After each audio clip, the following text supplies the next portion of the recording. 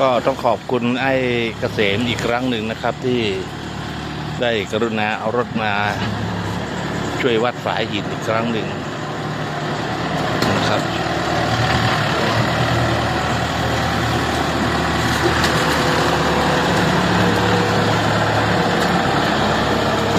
อันตรายหน่อยลื่น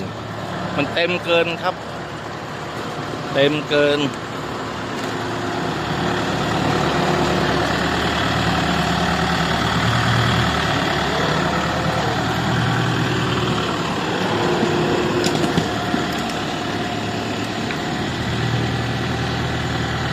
น่าจะ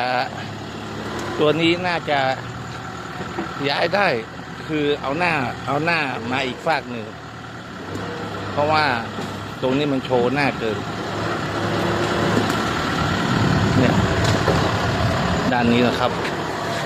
แล้วก็น่าจะเอาหน้ามาไว้อีกฝากหนึ่งเนาะถ้าหน้ามันอันเนี้ยถ้าหน้ามันมาทางเพนี่แก้นงามกว่าเพราะมันมาโชว์นี้มันลบได้ถ้าข่าวว่าคนขับรถไถเป็นใครอ่ะ